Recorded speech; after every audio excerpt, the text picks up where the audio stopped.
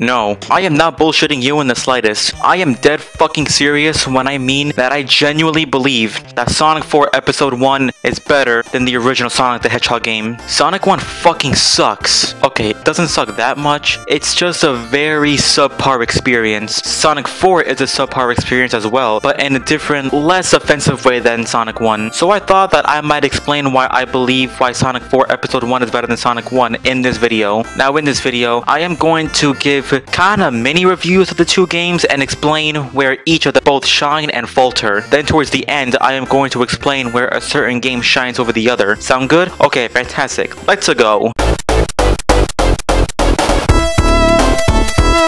Sonic 1 isn't an awful game, it's just very mediocre compared to later installments. Sonic 1 just doesn't really feel like a Sonic game. Many of the zones' level design contradict the game's main gimmick of going fast by placing springs, spikes, and enemies in very unfair placements, making the player basically walk on eggshells the entire playthrough because they don't know when they're going to die due to shitty level design. Not only that, but it's genuinely very hard to get your momentum going in this game due to there not being many places in the game to pick up your speed. I swear to god, dude, the spin dash is a fucking godsend, which is why Sonic 2 is genuinely my favorite out of the Genesis trilogy, but that's a video for another day. And it's not just the level design either, the art design kinda sucks too, specifically the color palette. The colors for any zone after Green Hill Zone are very dark, dull, and not at all exciting. Look at the background for Green Hill Zone, and now look at the background for Final Zone. This is lame. I guess this game is why I appreciated Sonic CD's background a lot more, because at least that game was colorful and creative in its art design. Sonic 1's is just bland, and it sucks. But fuck level and art design, how are the levels themselves? I fucking love Green Hill Zone. It has the perfect difficulty, the perfect enemy placement, the perfect obstacle placement, the perfect song, the perfect slopes and loops to build up your momentum, and many other things. Green Hill Zone is just the perfect Sonic level, and the only good thing about this game. While Sonic 4 is a better overall game, Green Hill Zone and Sonic 1 is better than the entirety of Sonic 4. Don't ask me how that makes sense, it just does. Fuck you. Marble Zone is fucking cancer. I mean this with no exaggeration when I say that Marble Zone is genuinely one of the worst levels I've ever played in a video game. Marble Zone is basically the anti-Green Hill, because everything great about Green Hill, Marble Zone does the exact fucking opposite. It is so goddamn slow. It has some of the cheapest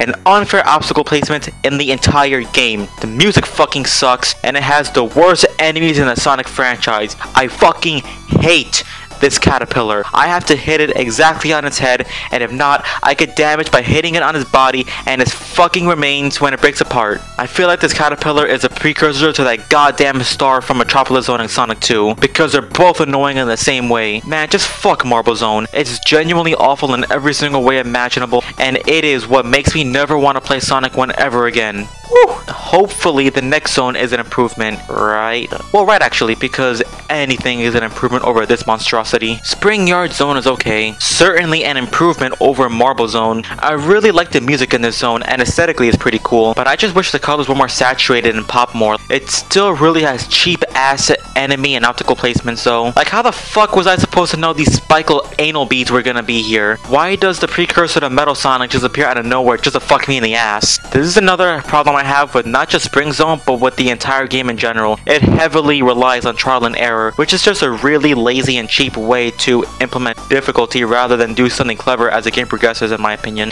It's especially lame considering that the game wants you to play all of this in one go. Labyrinth Zone is next.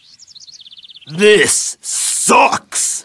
Actually, to be honest, Labyrinth Zone isn't as bad as I remembered. It's still not good, it's still incredibly tedious and slow, but it's manageable. I actually quite like Starlight Zone a bit. It's similar to Green Hill in a sense, where it actually gives you places to use speed as a reward instead of some retarded stage gimmicks that defeats the whole goddamn purpose of the fucking game. But the level design is significantly closer to Green Hill compared to the other zones in the game, and I like that, but that makes it all the more frustrating when the bullshit Sonic 1 enemy and obstacle placement starts to creep its way in. And the art design, while totally drab, I still like it because the low-key reminds me of that 4-side stage in Smash. Scrap Brain Zone is genuinely one of the most anxiety-inducing levels in the Sonic franchise. I second-guessed every single step I took because that bullshit meter was cranked up to the max. You have disappearing platforms, spiky balls that appear out of nowhere, those fucking caterpillars. I was sweating profusely through my palms and shaking throughout the first 2 acts. I didn't even bother going through the 3rd act. I just did the shortcut to fight Robotnik because I wasn't in a mood to catch a panic attack that night. And finally, we have the final zone in the game, which is appropriately called Final Zone, which is basically Scrap Brain's boss, which like every other boss in the game is really easy, but you got no rings.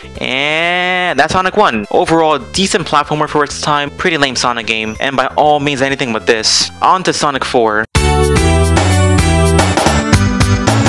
The best way I can possibly describe Sonic 4 is to imagine if Sonic Team decided to new Super Mario Bros.ify the Sonic franchise. Because of this, it's generic in every sense of the word. Sonic 1, while being totally drab in its stage environments, designs, and colors, has specific themes that were unprecedented by other platforms at the time. Sonic 4, on the other hand, while being more colorful and detailed with its environments, heavily based its zones on stages from previous games. Splash Hill is Green Hill, Casino Street is Casino Night, Lost Labyrinth is Are You Fucking Kidding Me? I wish this game and Episode 2 did what the Sonic Rush series did. Those games had a very similar gameplay style to Sonic 4, but it had its own distinct art style and level design, and they didn't need to carry it over from previous games. Speaking of gameplay, I actually quite like it a lot here. It did a very similar thing that the new Super Mario Bros. Series did in a sense, that they carry Sonic's moveset from his 3D outings into this 2D game, specifically the homing attack. The homing attack makes hitting enemies and platforming easier than it's ever been in the Sonic series. And while that can be fun at first, it does wear thin pretty soon because this game is incredibly easy. It's almost impossible to get a game over in this game unless you're an actual infant or is named Nick.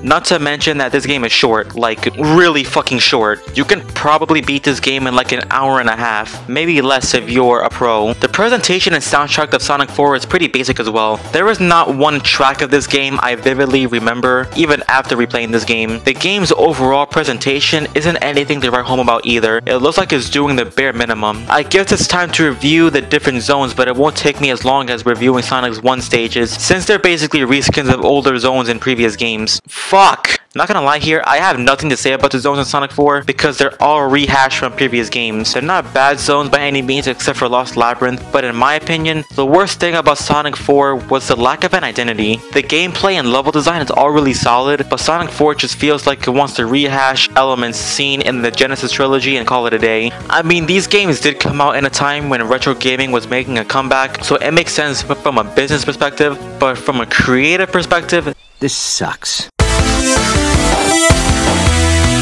So now that I gave mini reviews of the 2 games, I am going to divide the judging between the 2 games into 5 categories: story, gameplay, level design, music, and legacy, to see where each game triumphs over the other, and of course, whichever game gets the most points wins.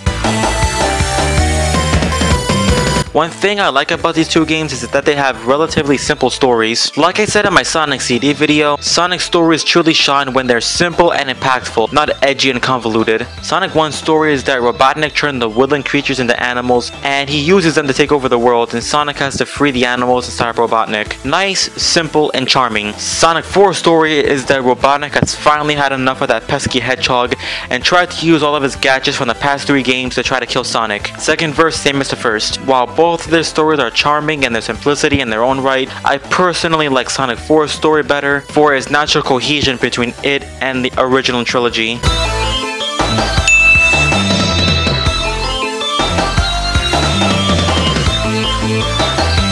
I don't know if this is an unpopular opinion or not, but I am just not a fan of Sonic 1's gameplay. Accompanied by the shit level design, it is genuinely really hard to build up momentum to get your speed going and make the game fun. Sonic 2 improved on the gameplay exponentially by introducing the spin dash, and Sonic Adventure improved on the gameplay even more by introducing the homing attack, and thankfully both have worked their way into Sonic 4. The spin dash helps Sonic gain speed with ease, while the homing attack locks onto enemies and objects, which makes platforming thousands of times easier. While this does make the game itself really easy and not challenging in the slightest, I would genuinely rather have that than constantly being on the verge of having a stroke with Sonic 1.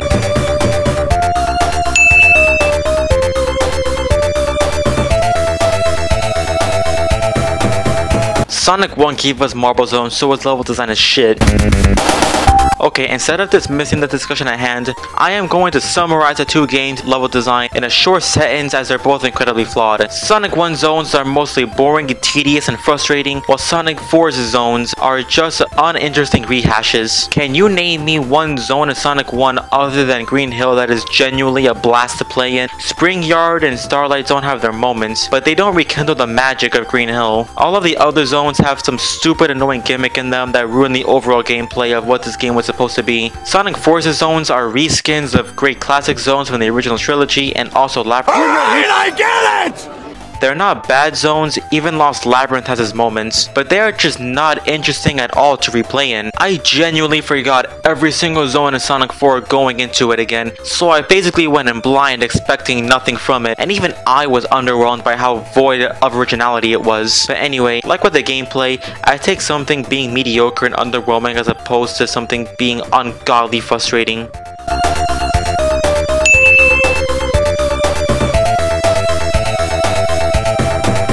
The music in Sonic 4 fucking sucks. Moving on.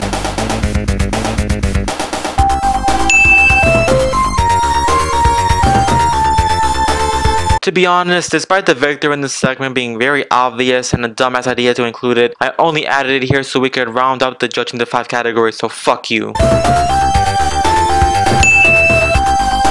With the score from 3 to 2, the winner is Sonic 4 Episode 1. Who would have guessed? While both games are flawed in their own way, I am much more willing to replay Sonic 4 than Sonic 1. I don't want to replay Marble, Labyrinth, or Scrap Ring Zone. They all suck. Sonic 4 is just bland, and me personally, I would rather take something bland over annoying any day. Anyways, today I'll be talking about how I think the Nintendo Switch is one of Nintendo's worst consoles. And before you start putting a strap on and start pegging me in the comments like I'm the Seasonator